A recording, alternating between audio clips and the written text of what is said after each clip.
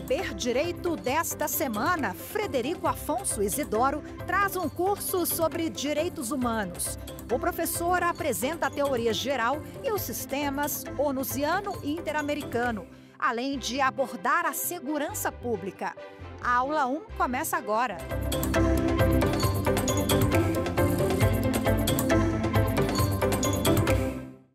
Olá, sejam bem-vindos ao programa Saber Direito da TV Justiça. Eu sou o professor Frederico Afonso e nós vamos bater um papo sobre a mística dos direitos humanos. Uma rápida apresentação. Sou professor há 25 anos, advogado, membro permanente da Comissão de Direitos Humanos da OAB São Paulo. Sou escritor há muitos anos, palestrante, mas a minha paixão é o magistério, é aqui o nosso bate-papo. E o que falar de direitos humanos? Para você que talvez nunca tenha ouvido falar disso no seu dia a dia, na sua graduação, no seu curso. Eu gosto de lembrar a questão da chamada identidade. Que identidade é essa? É a identidade distorsiva. Quando falamos em direitos humanos, pensamos em quê? Infelizmente, por uma falta de perfil técnico, nós temos uma identidade distorcida. Nós temos uma identidade que nem sempre irá refletir a técnica. Como assim? Onde estaria a técnica? A técnica deveria estar na academia, na faculdade. Se eu estou falando de direitos humanos de uma forma bem simples, eu imagino que eu buscaria na faculdade de Direito. Não é a realidade. A grande maioria das faculdades de Direito não trazem como cadeira autônoma a matéria de forma técnica chamada o direito internacional dos direitos humanos. Talvez ela esteja ali escondidinha, no meio de direito constitucional, talvez ali no meio de direito internacional, que tecnicamente não é equivocado. Talvez em filosofia do direito, em sociologia do direito, mas falta de cara uma identidade pedagógica e a identidade editorial. Infelizmente a gente tem crises nas mega livrarias, mas eu vou ser saudosista. Quando íamos a uma livraria grande, destas megas, e a gente observava o quê? Onde estavam os livros de direito? Sempre ao fundo.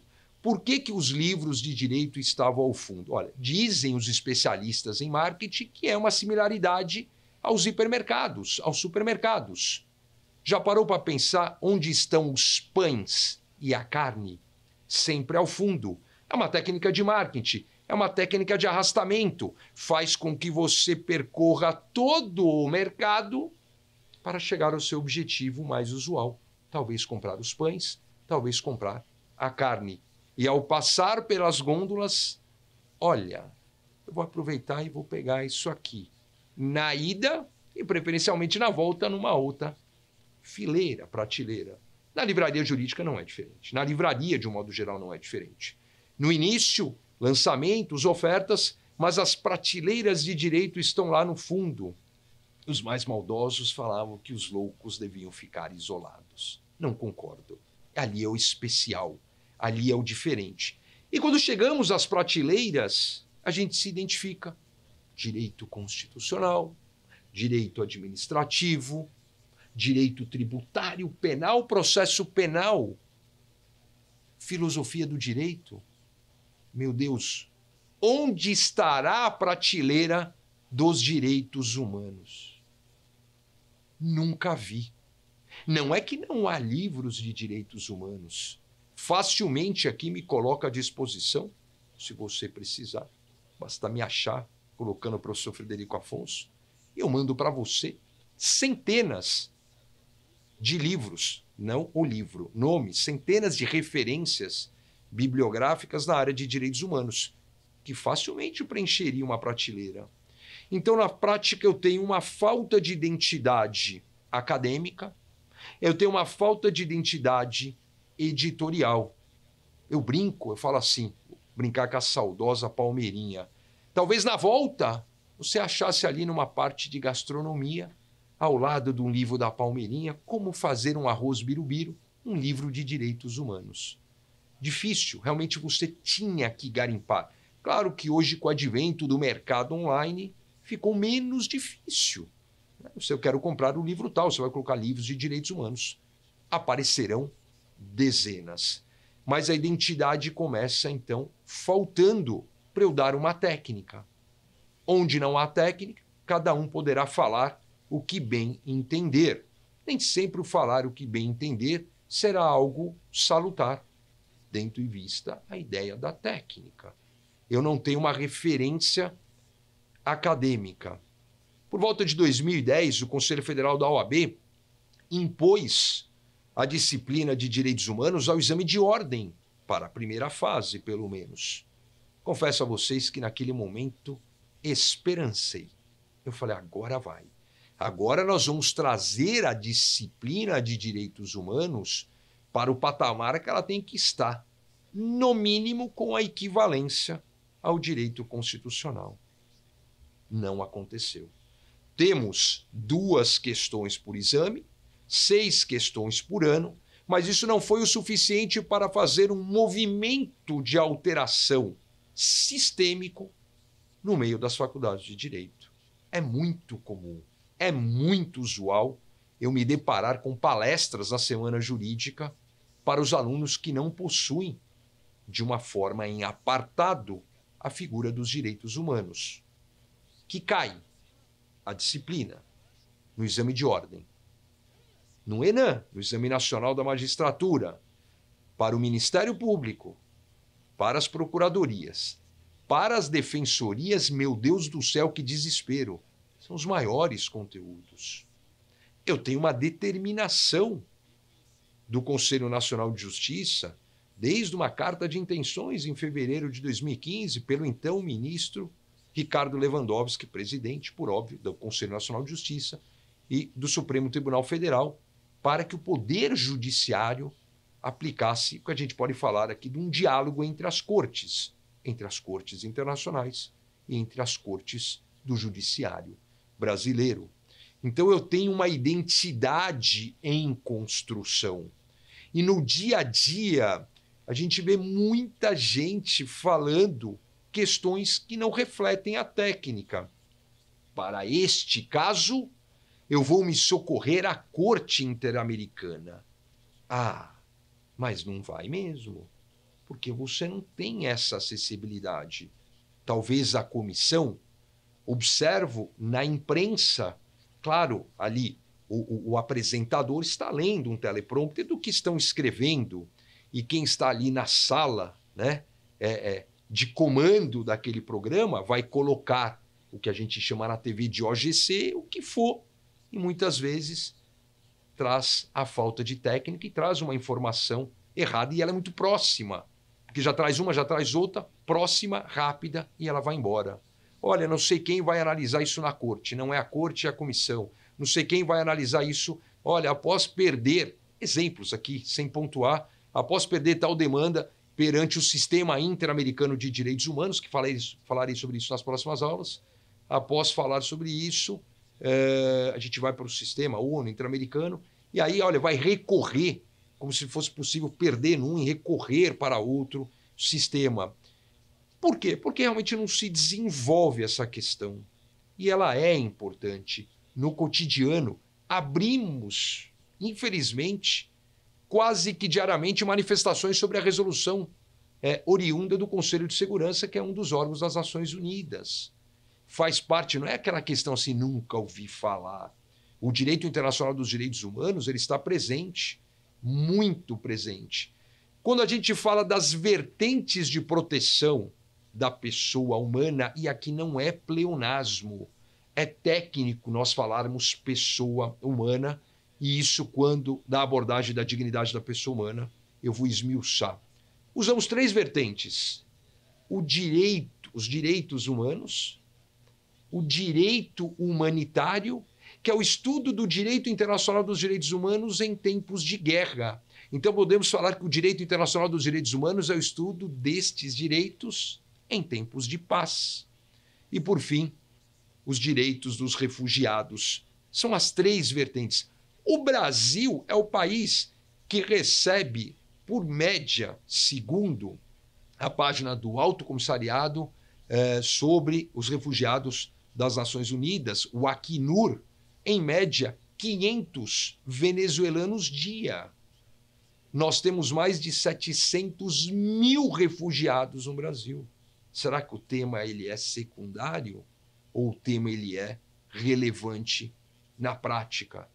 E na prática eu vou mostrar isso para vocês ao término de cada aula, como isso tem aparecido nos mais diversos concursos públicos, como isso dá uma roupagem prática, como é que eu dou uma utilidade nisso? Eu tenho uma identidade distorcida ou ausente no meio acadêmico. Eu tenho ali um sumiço de uma identidade, entre aspas, de prateleira de livros de direitos humanos misturados. E como eu faço isso? Como é que eu vou dar a técnica? E a pergunta mais maluca vem com uma resposta mais insana. Ah, legal. Então, se de um modo geral eu não tenho direitos humanos na faculdade de Direito, onde são ministrados os direitos humanos? Pasmem, pasmem. Nas escolas de polícia no país, vou falar aqui pelo menos em 54 escolas de polícia num primeiro momento, 27 polícias militares, 27 polícias civis, então você tem aí 54, a Academia Nacional de Polícia, vamos falar 55 da Polícia Federal, 56 da Polícia Rodoviária Federal.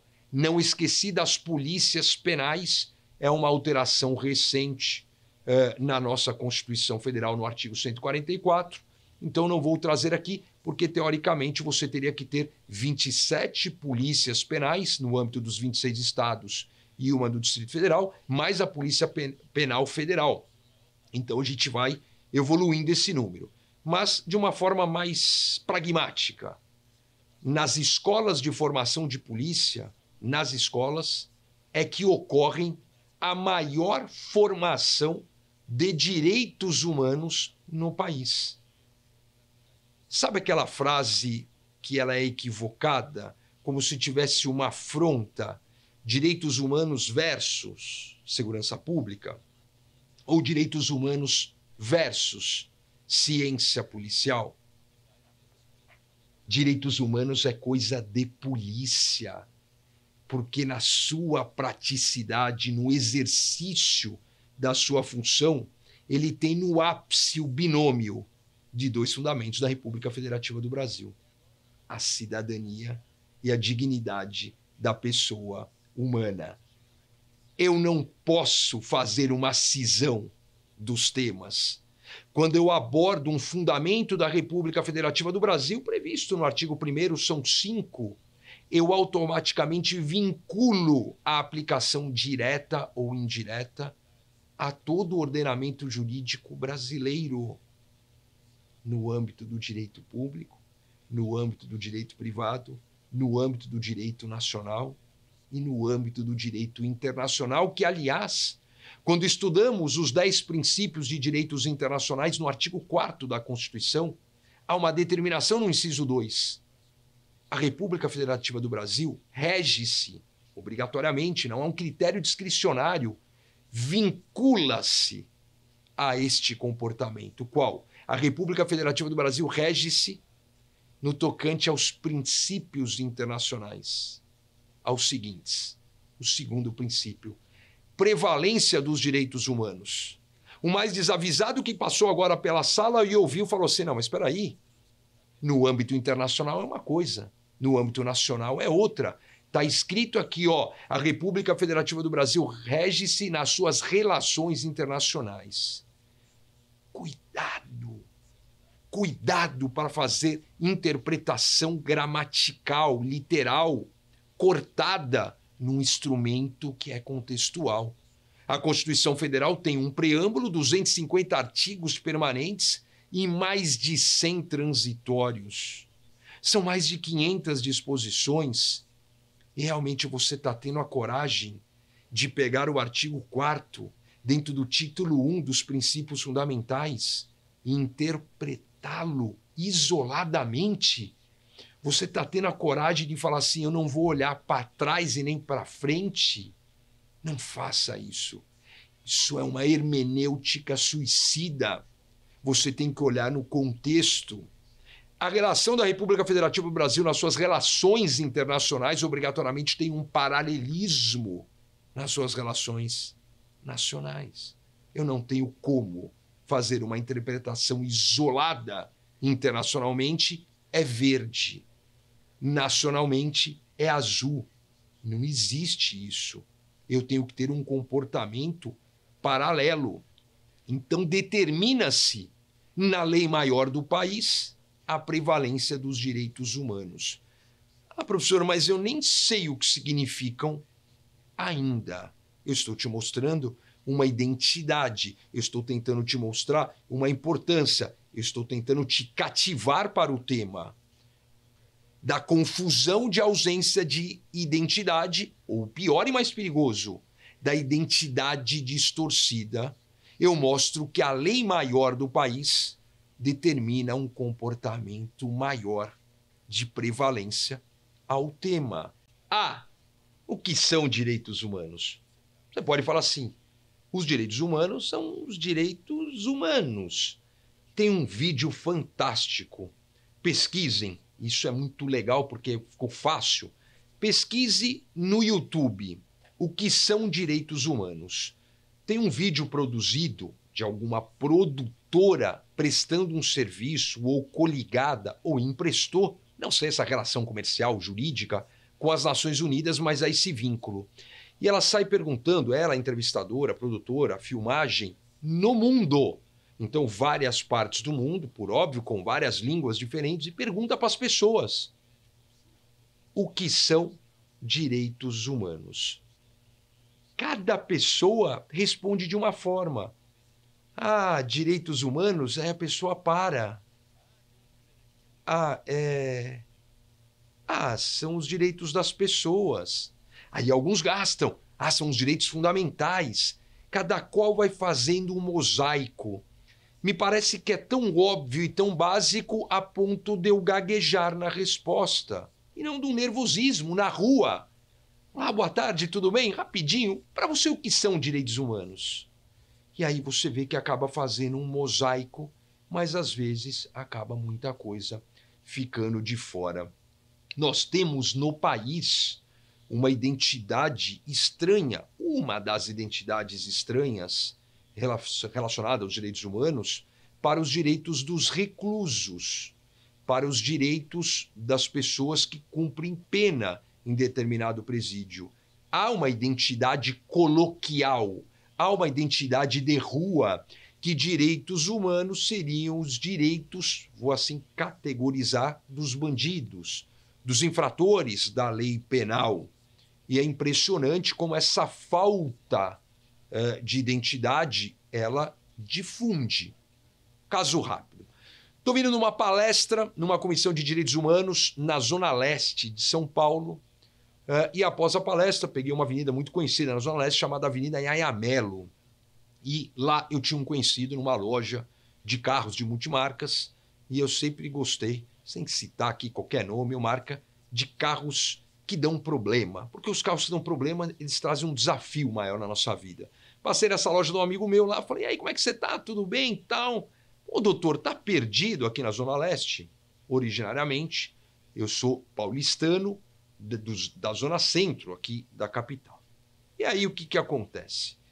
Ele fala para mim, tá perdido aqui na Zona Leste? Eu falei, poxa, eu vim fazer uma palestra de direitos humanos aqui por uma comissão. Ele parou já lá e falou assim, ô doutor, até o senhor defendendo o bandido, o empresário que conhece ali do ramo de veículos, loja grande, tinha essa visão. Eu fui explicar para ele, inclusive fazer uma palestra sobre o Estatuto da Igualdade Racial.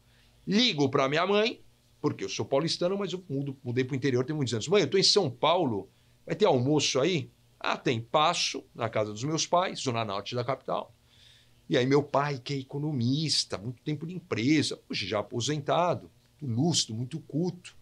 Aí eu brinquei, falei, pai, tudo bem e tal? Eu separei uns negócios aqui para você de recursos humanos da sua área. Como assim, pai? Da sua área? Não, pai, mas direitos humanos. Cansei de fazer lançamento de livro, de ir. Não é que ele não sabe, não é que ele perdeu. Fez aquela mistura. Aí eu brinco, eu falo assim, eu não tenho identidade de direitos humanos aí na minha família. Eu não tenho identidade de direitos humanos dos meus amigos. Porque a gente tem uma identidade de direitos humanos confusa. E isso mudou muito pós-datas marcantes, que eu falo, inclusive, em várias obras, do que a gente chama de evolução histórica dos direitos humanos. Como assim? Nós temos uma data marcante na história dos direitos humanos no âmbito nacional, 2 de outubro de 1992, quando a tropa de choque da Polícia Militar do Estado de São Paulo faz uma invasão à Casa de Detenção do Carandiru, extinta hoje, transformada no Parque da Juventude, na Zona Norte. Então, ali, o inquérito é aberto, né? Nós temos isso de uma forma já há 30 anos conhecida, sobre, então, o caso do Carandiru. E você teve uma ascendência muito grande do binômio ali, o que aponta-se como violações de direitos humanos por parte do órgão estatal na base do exercício da sua polícia, e você tem ali uma ascendência muito grande dos organismos de direitos humanos. É um paradigma a partir dali. E você tem vários paradigmas no país com datas marcantes. Mas eu, no meu corte nacional, gosto de fazer este apontamento. Então você criou uma identidade de direitos humanos categorizada para os reclusos. Eu brinco e falo assim, quando você tem uma rebelião num presídio, num complexo penitenciário, você imagina essa cena, que eu não tenho um telefone aqui para puxar, mas vou aqui simular. Tá tocando o telefone, eu atendo o telefone, Sala da Justiça, pois não? Super-homem, com quem? Quer falar com os direitos humanos. Para você. Por que personalizou-se os direitos humanos? Por que numa rebelião, os líderes daquela rebelião, eles chamam o quinteto fantástico, ou quarteto fantástico, depende de quando você esticar. Quem eles chamam? A imprensa, o diretor do presídio, né? O juiz da VEC, juiz da Vara de Execução Criminal, a pastoral carcerária, eles acabam chamando aí, não dizer a OAB, mas eles acabam chamando alguém dos direitos humanos. E eu brinco, eu falo assim, por que ninguém chamou o direito constitucional? Olha, uma reunião com o direito constitucional no presídio tal. Por que eles chamam alguém dos direitos humanos? Porque virou uma simbologia do que, olha, quem vier os defenderá contra, talvez, um arbítrio, um abuso do Estado. Então, identificou-se, partindo da premissa de 2 de outubro, mas solidifica-se de uma forma absurda isso, com um dos filmes de maior audiência desde que começou a ser mensurado isso, que foi o Tropa de Elite 2, do diretor José Padilha. E ali é extremamente interessante, quando há o recorte, falam muito isso nas palestras, você tem lá o personagem do Fraga dando uma aula, é um professor de história, olha já a foto de identidade, ele poderia ser um professor de direitos humanos, ele é um professor de história, ele está dando aula sobre a evolução da população carcerária, estoura uma rebelião no filme, no Complexo Bangu, e o líder da rebelião, me perdoem, eu não lembro o nome do personagem do Seu Jorge, ator absurdamente impecável, e ele fala, eu quero o seu Fraga aqui. Ele sai, eu até brinco, falo, como é que ficou a palestra no 3º Congresso Nacional de Direitos Humanos? O helicóptero vai, busca e ele desce do complexo Bangu para negociar o seu Fraga. Então, ali, que foi um filme que, por causa do sucesso do primeiro, teve uma audiência muito grande para ratificar esta identidade, que direitos humanos seriam tão somente os direitos dos presos, dos reclusos. Mas não é isso. Está sentado? Está de pé? Direitos humanos, eles vão além dos humanos. Há mais de 20 anos, já falamos dos direitos humanos do meio ambiente. É o que a gente chama do greening, do esverdeamento dos direitos humanos no sistema interamericano de direitos humanos. Aquele crime ambiental, dependendo da sua magnitude, ele já ganha uma chancela de um crime contra a humanidade. Ah, quer dizer que o meu semovente doméstico por grau de afinidade aqui virou um humano? Olha, muitos, seu cachorro, seu gato, muitas vezes ele está humanizado. Mas não é por isso que eu humanizei a legislação. Basta você estudar um pouquinho sobre as questões, inclusive na jurisprudência farta aqui da Corte Suprema, sobre a questão de rodeio, questão de animais em circo, né? Não quero ser saudosista, eu tenho 50 anos. Eu fui muito na década de 80 em circo, que você tinha lá, então, leão, elefante, e, obviamente, que evoluiu, se mostrou o quanto fazia mal aquele comportamento, entre aspas, porque a lei de tortura não é nesse sentido, mas de tortura ali ao próprio animal. Então, começou a enxergar uma dignidade do animal, até o abate de vários animais. Então, é muito comum nós falarmos em direitos humanos além dos humanos. Mas voltamos para os humanos. Mas, afinal, só os presos? A ideia de direitos humanos construindo uma identidade para eu ir a uma base conceitual é eu dar uma proteção onde ela inexista. Claro que eu posso dar uma proteção a quem já é protegido, não ache confuso. Quanto mais proteger aquele que esteja em situação de vitimização, de vulnerabilidade, melhor. Não tem problema. E é uma questão interessante. Quando a gente estuda, eu, já que acabei trazendo minha intimidade etária, que estudei a Lei de Introdução ao Código Civil, hoje, Lei de Introdução ao Direito Brasileiro, você aprende uma questão muito básica no primeiro semestre da sua faculdade em Introdução ao Estudo do Direito, ou apenas Introdução ao Direito, dependendo da nomenclatura que foi mudada. Que uma nova normatização, uma nova lei acerca do mesmo tema, o que vai acontecer? Irá revogá-lo tacitamente, ou seja, quando você faz a interpretação a um conflito, a norma posterior temática prevalece. Ou expressamente, ela já fala, você aí atrás, sua norma, tchau para você. Agora é assim. Estava escrito azul, a nova norma fala assim, olha, a nova norma é verde e tchau para você azul. Expressa. A nova norma fala, verde, troca a cor. Era azul, virou verde. Ela não fala nada, taça, fala, não tem como sustentar as duas. Eu teria ali uma insegurança jurídica. Olha que louco, no direito internacional dos direitos humanos, não. Uma nova norma, se ela porventura trouxer ali uma situação de proteção menor que a existente, ela não diminui. Eu faço uma analogia futebolística. Há futebol de campo, vamos aqui desenhar, porque o país não é mais o país do futebol. No futebol de campo, se você tiver uma falta, ou seja, uma infração ao código ali do futebol, antes da área, que é aquele cercado do goleiro, o juiz vai parar o jogo e ele vai parar a bola e vai pedir para que o jogador, então, faça aquele tiro, no tiro do seu chute, né?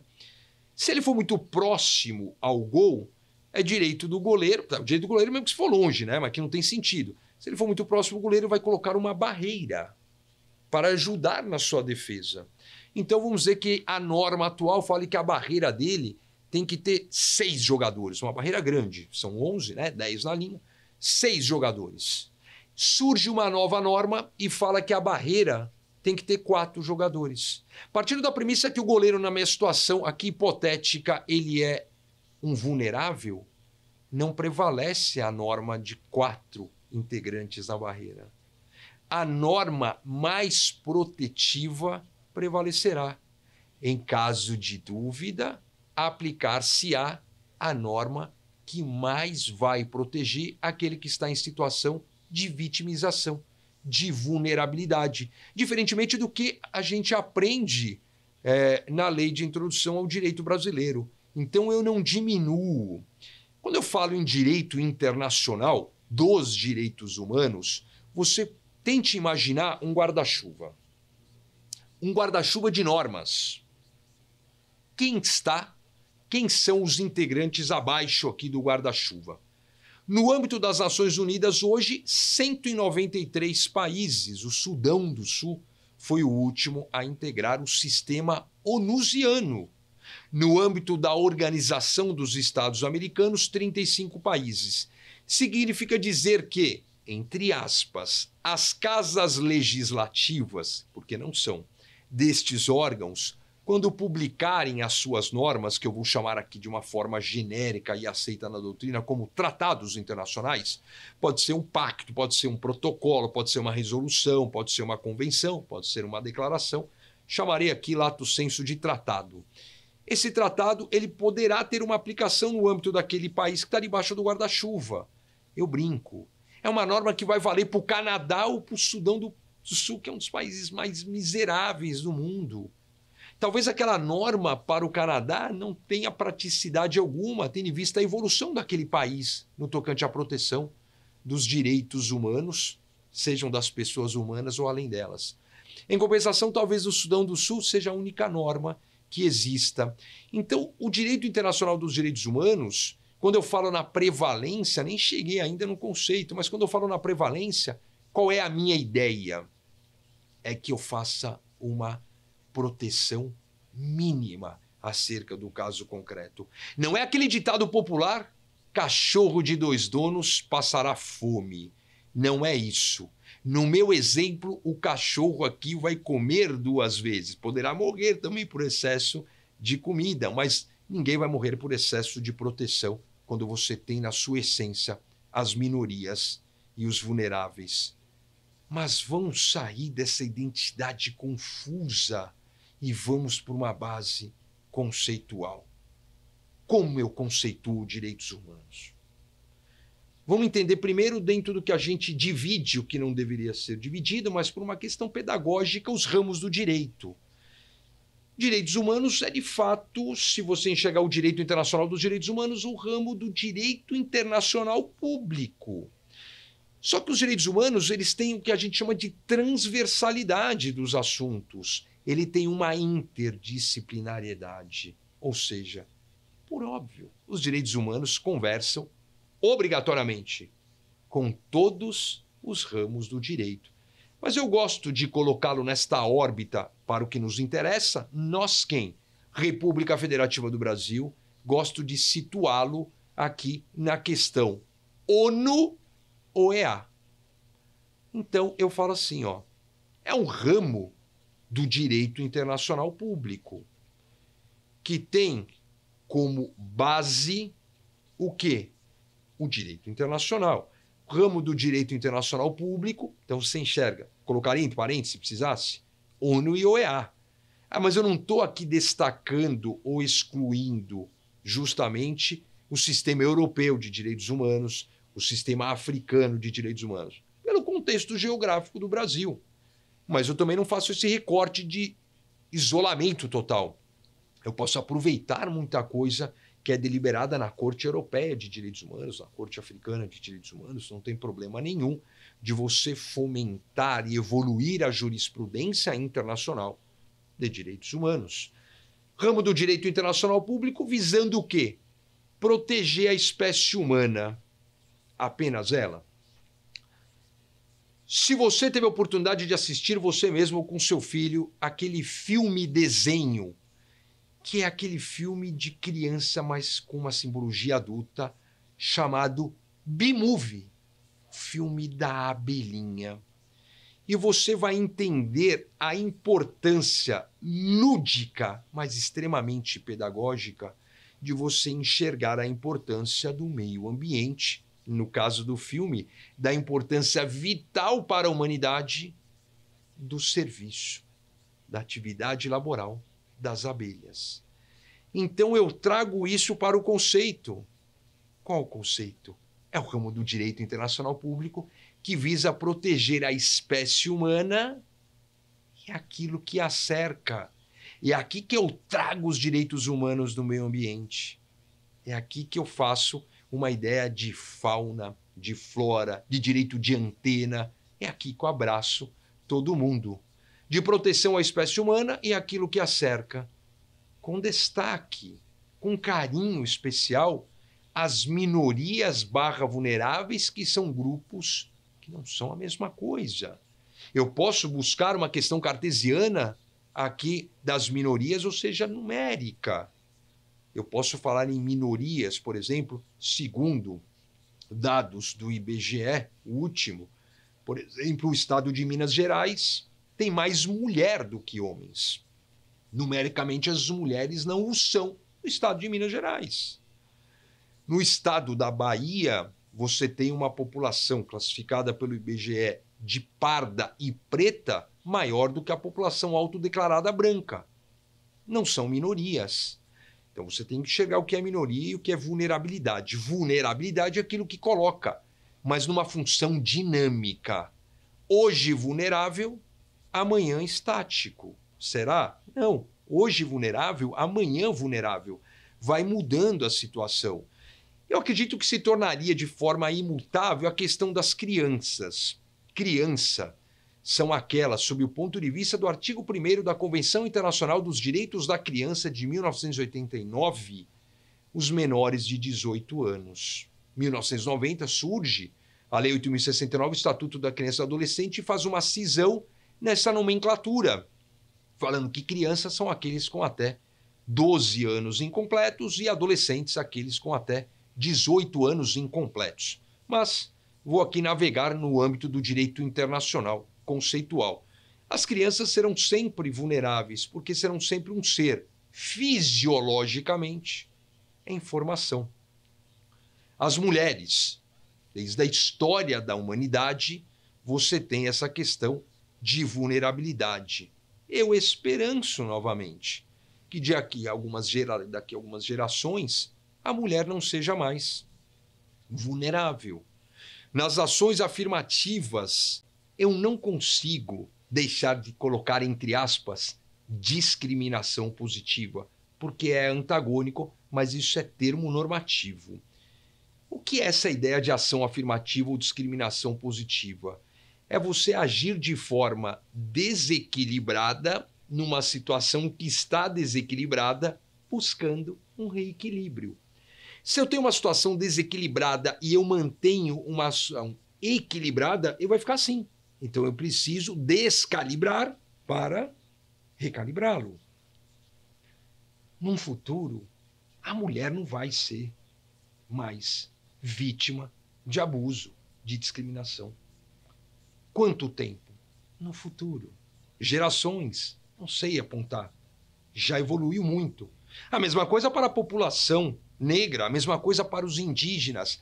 Então, quando eu falo no conceito de direitos humanos, eu tenho que lembrar destes grupos que são dinâmicos. Crianças, como sendo aqueles menores de 18 anos.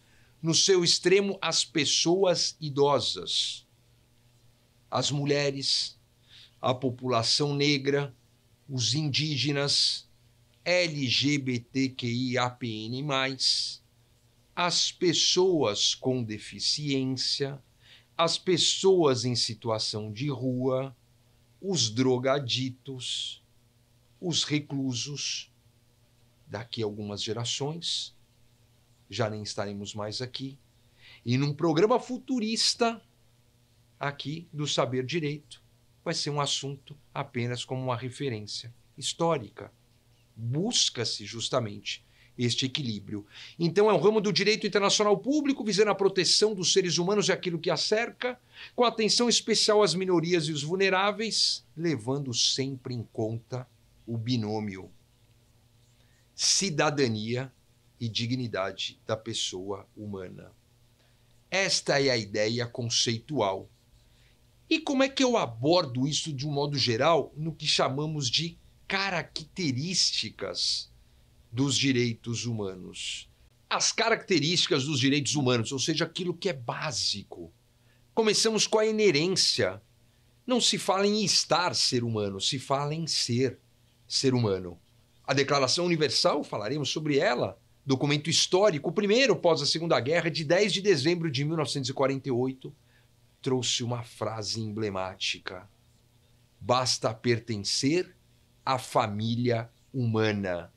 Mas este conceito lá do século passado, de 1948, ele evolui. Da família humana, partimos para onde? Partimos para a família que cerca a humana. A ideia, novamente, de meio ambiente. O que significaria apenas, então, somente a inerência? Olha, por mim, a única característica. Na sua condição de humano, terá automaticamente a proteção, sem qualquer tipo de discriminação, em qualquer lugar, de um modo uniforme, de toda a proteção. Doce ilusão, né? Sabemos que não é isso. Mas é a ideia, é inerente. E a gente vai ver as consequências dessa primeira característica de inerência. A segunda, importantíssima, a universalidade. Não posso ter nenhum critério discriminatório. Os documentos trazem exemplos, seja por uma questão de origem, se fala nos documentos em raça, só que a gente não fala em raça de forma tecnicamente desde o estudo do genoma no ano de 2000, do genoma humano 2000. Então, a gente fala em etnia, mas os documentos trazem raça. Então, você vai ler o documento do jeito que ele está, né? O documento também traz trema, né? Você vai tirando e vai adaptando. Então, raça, você sabe. Origem, etnia, raça, sexo, sexualidade, convicção política, convicção religiosa. Eu não posso discriminar. Vou pegar aquela teoria budista em 500 anos antes de Cristo. Vamos tratar o ser humano de modo igualitário. A terceira característica, aqui do saudoso professor Dalmo Dallari, a transnacionalidade. Não importa onde esteja o ser humano, ou seja, geograficamente falando. Por que não importa? Porque ele tem que ser recebedor de toda a proteção. E aqui, claro, farei uma crítica de vizinhança. Será que na Venezuela, será que em Cuba, temos todos os direitos disponíveis aos habitantes que estão lá? Deixa eu sair do continente, vamos para a China, vamos para a Rússia, vamos para vários países do continente africano. Infelizmente, você tem sim, não apenas uma fronteira geográfica, uma fronteira de soberania, mas uma fronteira de ausência de proteção de direitos humanos. Depois, uma das mais importantes, a indivisibilidade. Eu não tenho hierarquia entre os direitos humanos. Eu tenho que enxergar os direitos humanos, isso é muito comum, na horizontalidade e não na verticalidade. É muito comum, e é um tema um tanto quanto polêmico, né? Essa pseudo-cisão entre os direitos civis e políticos e os direitos econômicos, sociais e culturais e hoje ambientais, conhecido pelos DESCAS, de direitos econômicos, sociais, culturais e ambientais, por uma questão histórica lá de 1966. E é uma polêmica que acende até hoje. E eu vou jogar essa polêmica, mas não vou resolvê-la hoje. Quando da análise, pelo menos estrutural, desses dois pactos de 1966, eu falarei sobre isso. Como assim? Há uma ideia técnica mundial que os direitos humanos foram tomados de assaltos pela esquerda. Como assim? Só lá na frente, quando eu te falar da cisão entre o bloco americano e o bloco soviético. Por que um queria um documento só e por que prevaleceu a tese do bloco americano com dois documentos? Um documento para os direitos civis e políticos e um documento para os direitos econômicos, sociais e culturais. Eu estou em 16 de dezembro de 1966. Vou voltar para 10 de dezembro de 48. A Declaração Universal falou pertencer à família humana, eu tenho a inerência. A própria Declaração Universal fala que eu não posso ter nenhuma discriminação, que é o grande diploma de direitos humanos para nós. A Declaração Universal, com seus 30 artigos, cuja grande essência é a questão das liberdades. Eu falo, então, da transnacionalidade, falo da indivisibilidade e agora eu vou falar da interdependência. Muitas vezes um direito humano depende do outro. Eles estão concatenados porque é uma consequência da indivisibilidade. Seria muito fácil eu falar assim, os direitos humanos são indivisíveis. Os direitos humanos, então, não dividem. Ah, legal, ótimo, tá bom, os direitos humanos não dividem. Porém, é mais do que isso. Eu não hierarquizo.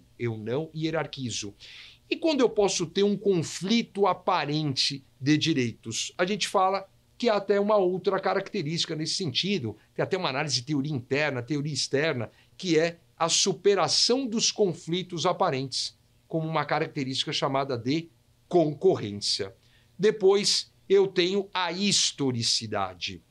Vou pegar uma frase muito repetida pela professora Flávia Piovesan, mas que vem de Norberto Bobbio na sua coletânea clássica chamada A Era dos Direitos. Estou na década de 80 do século XX, de 1980, né? Falando sobre a historicidade. Os direitos humanos não nascem todos de uma vez. Por quê? Porque eu tenho uma longa evolução acerca dos direitos humanos. Às vezes eu tenho um hiato de séculos entre um e outro. Às vezes eu tenho uma revolução de sangue. Às vezes eu tenho uma revolução de ideias entre o galgar de um documento até outro. Qual é o alcance da minha régua aqui na história do tempo? Vai depender.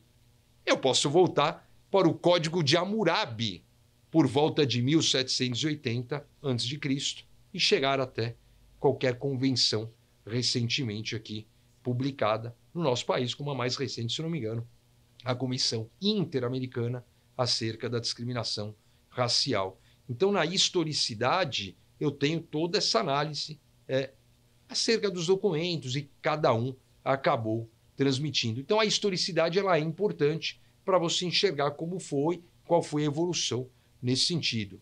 Alguns períodos com maior incidência, outros períodos com uma grande escuridão. Depois, a indisponibilidade. Claro que eu tenho uma indisponibilidade, eu não posso dispor, eu não posso abrir mão daquilo que me é inerente. Eu faço aqui uma analogia ao direito constitucional. Eu acabei não falando. Antes de ser professor de direitos humanos, e a gente nunca deixa de ser professor de direito constitucional, mas eu comecei lecionando há 20 anos direito constitucional. E aí os direitos humanos surgem como uma avalanche numa mudança e me abraçou aqui de uma forma intensa. Mas vou fazer esse paralelo. Direito constitucional, não estou aqui invadindo a seara de um professor de direito constitucional, me sinto extremamente à vontade. Essa questão de dispor é igual à imunidade parlamentar. Muitas vezes a gente já viu na história do Brasil um deputado, um senador, um vereador, qualquer um que tenha imunidade parlamentar nos termos da nossa Constituição Federal, dizer assim, eu abro mão da minha imunidade. Mas a imunidade não é dele. A imunidade é do cargo, basta renunciar. Renuncie e você perderá a imunidade, porque eu protejo o cargo. Eu não tenho como renunciar da condição de ser humano. Não, eu abro mão aqui, eu quero dispor. Não tem como, porque é inerente. Então, a indisponibilidade ela vem até da inerência. A indivisibilidade vem da universalidade e por aí vai. Então, eu tenho aí a indisponibilidade. O que mais? Eu tenho a inalienabilidade. Se é inerente, se eu não posso dispor, eu não posso comercializá-lo, eu não posso alienar aí o meu direito humano. E mais, ele também é imprescritível.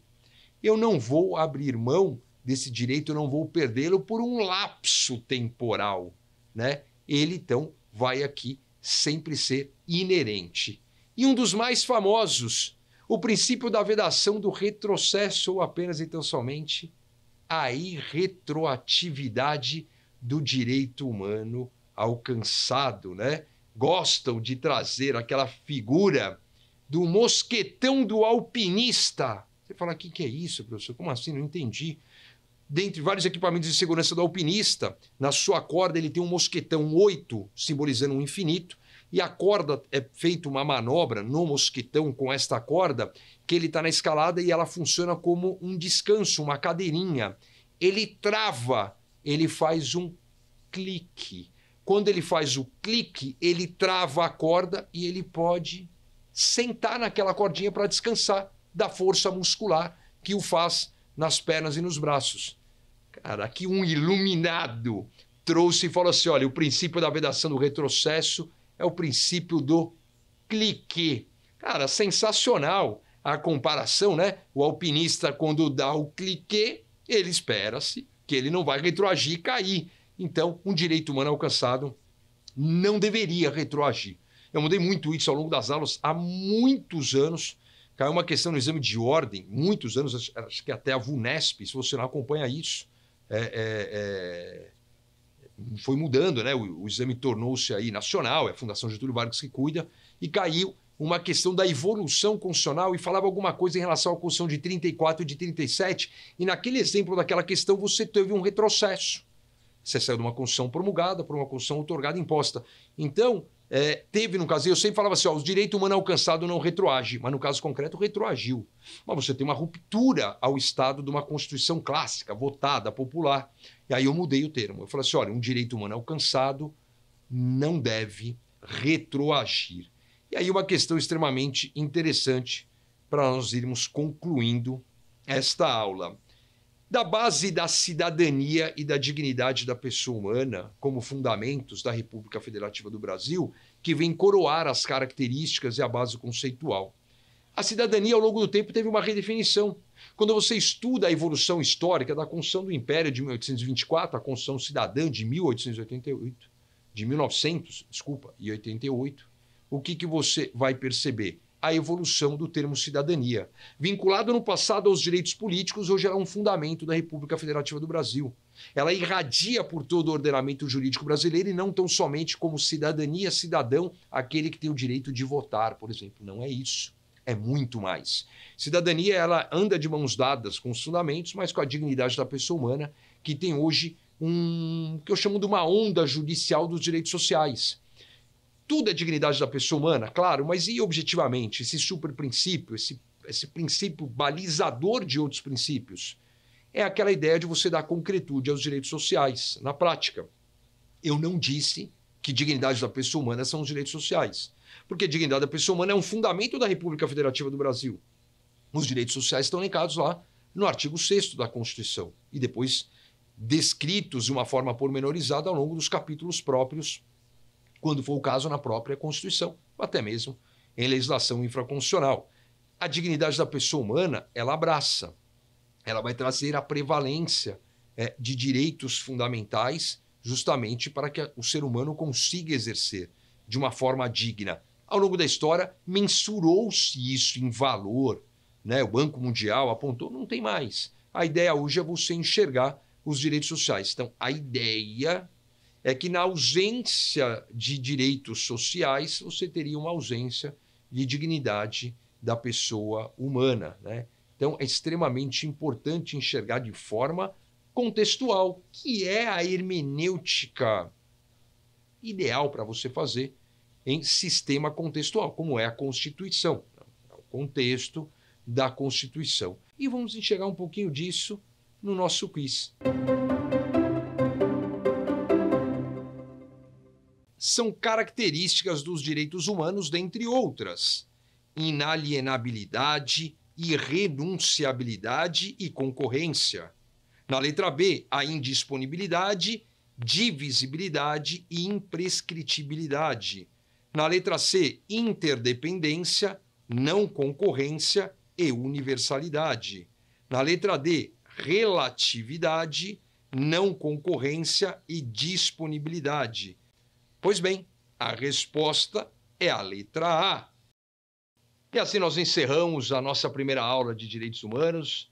Espero que todos tenham aí aproveitado esses recursos inovadores nessa disciplina tão mística e nos veremos na próxima aula. Quer dar alguma sugestão de tema para os cursos do Saber Direito? Então mande um e-mail para a gente, saberdireito@stf.jus.br. Você também pode estudar pela internet. Acesse o nosso site radioetvjustiça.jus.br ou pode rever as aulas no canal do YouTube, @Rádio e TV Justiça.